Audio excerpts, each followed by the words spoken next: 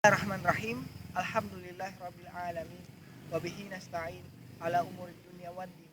Wassalatu wassalamu ala asyrafil anbiya'i wal mursalin sayyidina Muhammadin wa ala alihi wa ashabihi ajmain. Amma ba'du. Wahaikum bitahiyatil Islam, bitahiyatil thayyibah, bitahiyatil mubarakah, bitahiyatil ahlil jannah. Assalamualaikum warahmatullahi wabarakatuh.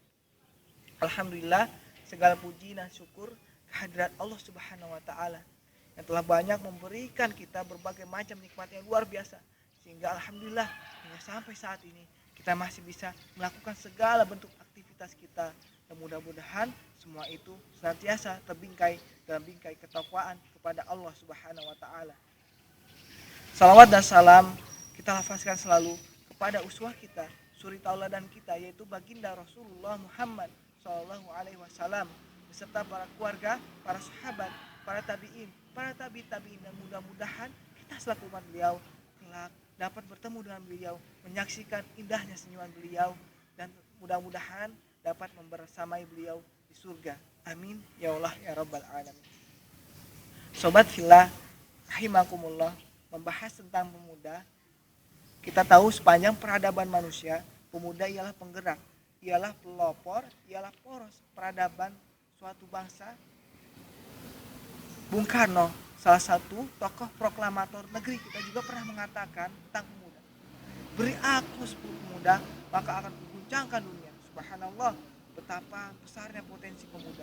Lalu Syekh Qadawi juga pernah mengatakan, ibarat mentari, masa muda ialah jam 12 siang, yang mana lagi terik-teriknya, lagi terang-terangnya. Tak heran beliau mengatakan hal ini. Kenapa? Karena memang masa muda, masa yang penuh dengan gelora, masa yang penuh dengan semangat yang membara, masa yang penuh dengan ambisi-ambisi yang kuat.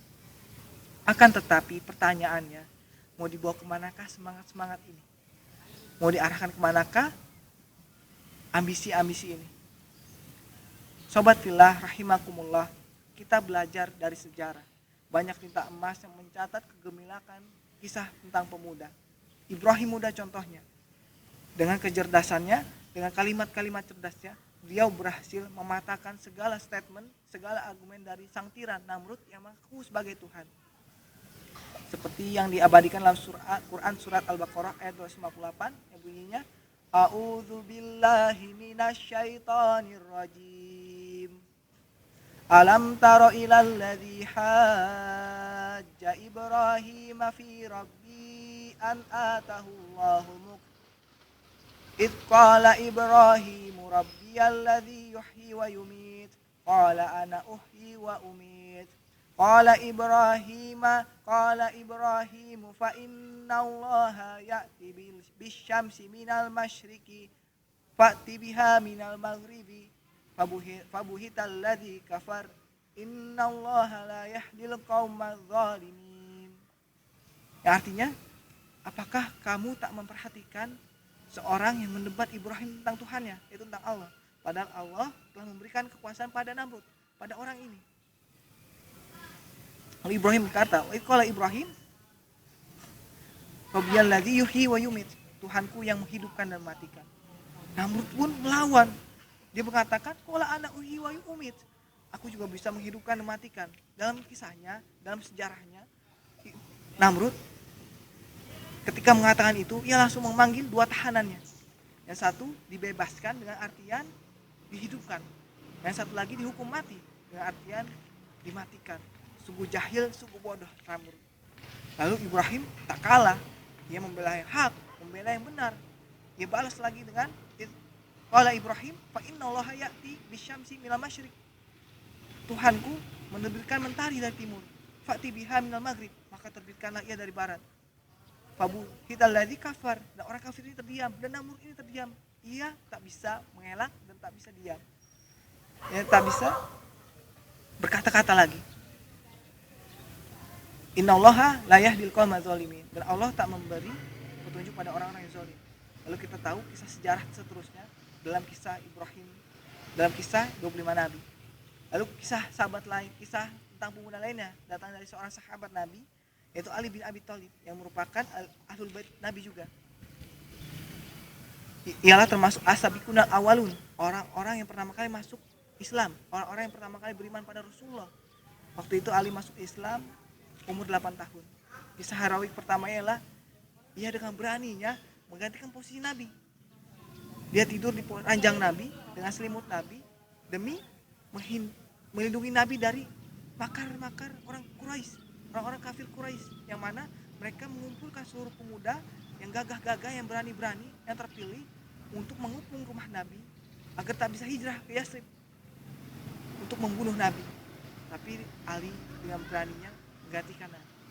Lalu kisah lain Ali, ia seorang diri berhasil mengangkat pintu benteng Khaybar, yang manakala waktu itu benteng itu bisa dipindahkan oleh kekuatan 10 orang sahabat. Maka pantaslah julukan bagi Ali, lafatan ila aliyan, tiada pemuda kecuali Ali. Begitulah dua kisah pemuda yang berjaya pada masanya.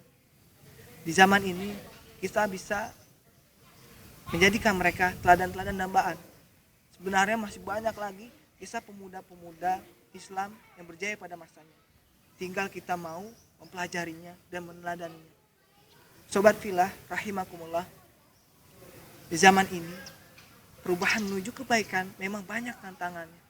Barat dengan pengaruhnya, dengan segala pengaruhnya, terutama lewat media, berhasil mengubah pola pemikiran para pemuda kita, melenakan bahkan menjauhkan nilai-nilai Islam, terlebih bahkan Islam itu sendiri. Kini saatnya umat Islam harus bangkit. Umat ini telah merindukan kejayaannya, menyatakan Islam sebagai rahmatan lil alamin, Islam sebagai rahmat untuk semesta alam. Saya teringat akan sebuah sabda Nabi, sab'atun yuzilluhumullah fi zillati la zilla illa zilluhu. Nanti ada 7 golongan yang mana Allah akan naungi, di mana tak ada naungan selain naungan Allah. Salah satunya ialah syaba'un nasya'a fi ibadati rabbi, pemuda yang bergiat-giat dalam beribadah kepada Allah Subhanahu wa taala. Semoga kita termasuk di dalamnya, sehingga kelak ketika Islam bangkit, ketika Islam jaya, kita bisa berperan serta di dalamnya. Demikianlah pidato singkat dari saya. Mohon maaf atas segala kekhilafan. Semoga bermanfaat. Akhirul kalam. Wassalamualaikum warahmatullahi wabarakatuh.